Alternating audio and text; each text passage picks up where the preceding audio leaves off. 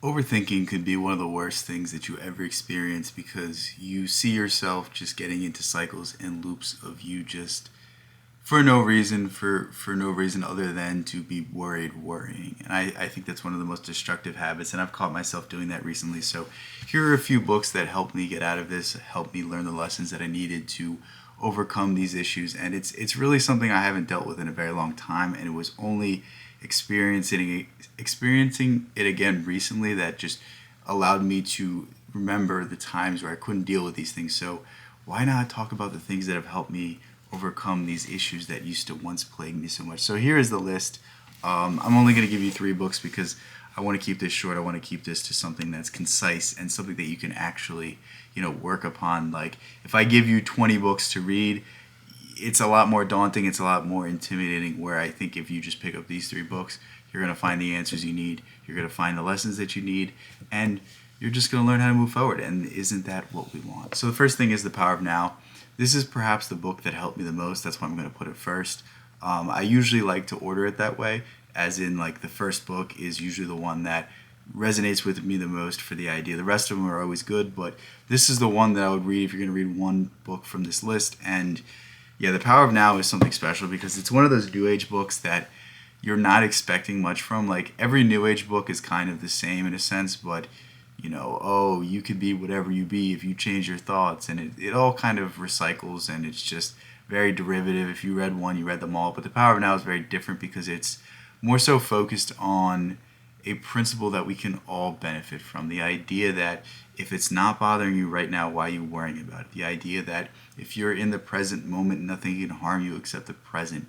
And it completely evaporates all need to worry about the past, all need to worry about the future, and only puts your focus on the thing that you can change. And I really think Eckhart Tolle puts it so perfectly in that most of the things we worry about aren't actual problems. We're just worrying for the sake of worrying.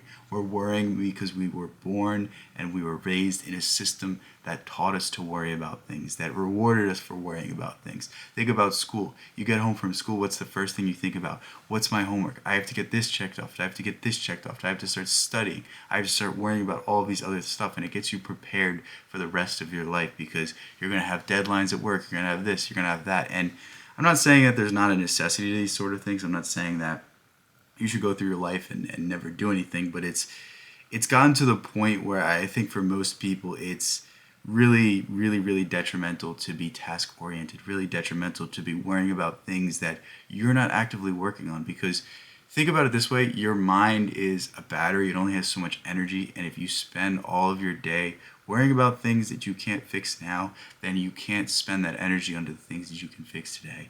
And that's what a lot of us are doing, and that's how a lot of us are really missing the mark and really getting into these cycles of negativity, these cycles of thought. And once you remove yourself from these ideas, once you remove yourself from the need to worry, a lot of your stress will just dissipate instantly.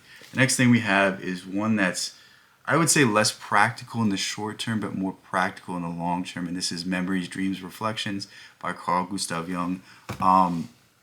To summarize this, it's essentially Jung's semi-autobiography. There's parts of it he wrote himself. There's parts of it, I think it's Anelia Jaffe. I think that's how you say it. But one of his top students was writing the rest of it. And it's funny because it was originally intended to be written by Jaffe, but Jung was like, you know what, I want to write these sections. I really want to give an honest take of these from my own point of view. So it's a mix of firsthand accounts with observations and stories and all sorts of stuff. But really, the important aspect of this is it's the most, I would say, mystical or creative psychologist analyzing himself. And to me, Carl Jung is the greatest psychologist of all time, but that's just because his message resonates with me. I'm sure there's an argument, there's a debate for Freud or Adler or other names, whatever. I don't care enough, but to me, it's so fascinating to see Jung analyze himself and see himself growing up and see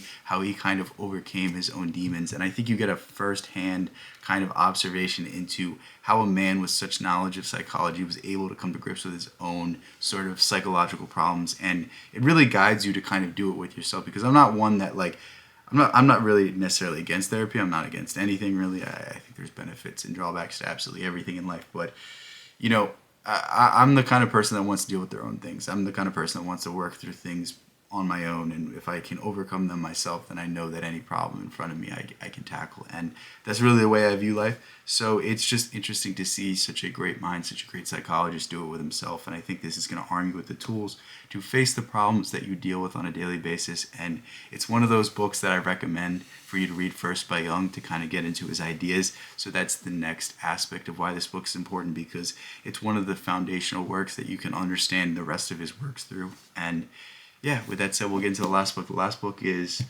Walden. I bet you knew I was going to include this book when I talked about being happy, when I talked about calming your life down, when I talked about getting over negative thinking or getting out of negative thought loops or stopping overthinking, because Walden at its essence is about simplifying life to experience life.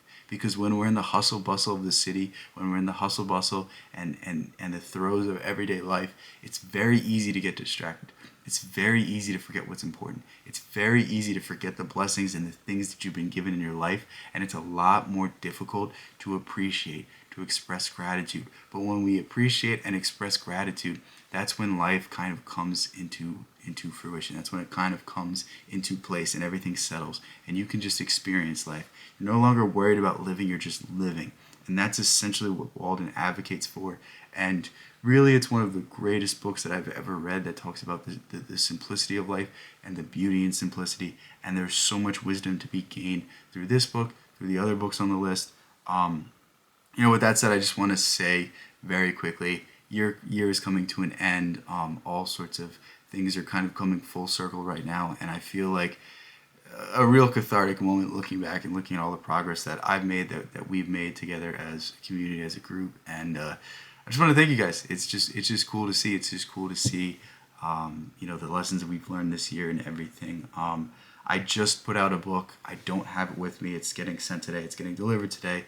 It's late, but if you want to pick up the book I just released, go ahead, pick that up. It's a set of poems.